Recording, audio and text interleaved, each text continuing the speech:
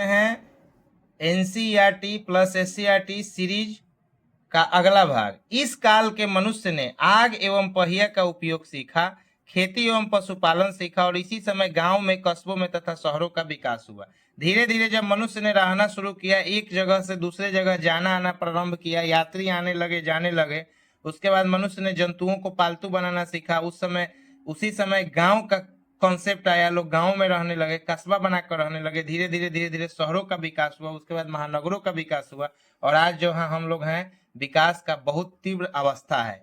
छठी ईसा पूर्व से सुसंगठित राज्यों का भी निर्माण आरंभ हुआ। इसका मतलब क्या हुआ कि लोग क्या किए कि एक जो जनपद था उसमें एक राजा का कॉन्सेप्ट आया और राजा के कॉन्सेप्ट आने के बाद लोग एक साथ एक मात्रा में ज्यादा समय अपने साथ व्यतीत करने लगे और एक समूह बना के रहने लगे, जिसे हम लोग क्या कहते थे, ससंगठित राज्य कहते थे।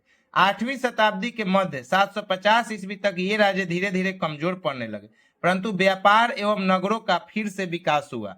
नगर कमजोर पड़ने लगे लेकिन व्यापार से नगरों का विकास धीरे धीरे फिर शुरू हुआ। 11वीं शताब्दी तक नए साधन और उन्नत उत्पादन तकनीक का विकास हुआ। देखिए उस समय क्या हुआ कि 11वीं शताब्दी में टेक्नोलॉजी जब आई, तकनीक जो आई, उससे बहुत सारी चीजों में क्या हुआ, क्रांतिकारी बदलाव हुआ। अगला हो गया कि इस्लाम के माध्यम से नई विचारधारा का भारत में आगमन हुआ। अब इस समय क्या हुआ, भारत में इस्लाम का आगमन हुआ, जिससे नई नई विचारधाराएं भारत में आई और पुनः भारत में विशाल साम्राज्यों का गठन संभव हुआ। इस्लाम के आने के बाद भारत में विशाल साम्राज्यों का गठन संभव हुआ। सांस्कृतिक समन्वय भी हुआ और पुनः भारत में विशाल साम्राज्यों का गठन प्रारंभ हुआ। कब हुआ, जब इस्लाम के माध्यम से नई विचारधारा आई तब। देखिए कोई भी संस्कृति है, अगर उसमें जब तक बाहरी संस्कृति का आगमन नहीं होगा तब तक वो चीज क्या होगा, विकास नहीं करेगा, जिसे हम लोग अंग्रेजी में क्या कहते हैं, ग्लोबलाइजेशन कहते हैं। सांस्कृतिक समन्वय भी हुआ और सामाजिक सामंजस्य भी स्थापित हुआ। आधुनिक काल का प्रारंभ 18वीं शताब्दी के उत्तरार्ध से हुआ। आधुनिक काल का प्रारंभ कब होता है, 18वीं शताब्दी के उत्तरार्ध से, जब पश्चिमी देशों के द्वारा नए विचारों और नई प्रशासनिक व्यवहार भारत में लाई गई। अगला पॉइंट है, दुर्भाग्यवश यही नई प्रशासनिक व्यवस्था विदेशियों द्वारा स्थापित की गई थी, जो कि हमारे देश के आर्थिक संसाधनों का लाभ प्राप्त करना चाहते थे। इसी व्यवस्था को हम लोग क्या कहते थे, उपनिवेशवाद कहते हैं। दुर्भाग्य इस बात की है कि जब हमारे देश में बाहरी आक्रमणकारी हैं तो उन्होंने क्या किया, नई नई विचारधाराएं तो दिया, लेकिन हम उनका मेन चीज क्या था कि मेन उनका सोच ये था कि हमारे देश की जितनी भी आर्थिक संसाधन है उसको लूट कर और हमको गुलाम बनाकर अपने देश को क्या करना, बहुत ज्यादा विकसित करना। और ये इसी सब के लिए एक शब्द आया जिसे हम लोग उपनिवेशवाद कहते हैं। इसका नोट हम लोग देखेंगे। इसके अंतर्गत किसी उन्नत देश किसी दूसरे कमजोर देशों पर अधिकार कर उसका आर्थिक शोषण करता है।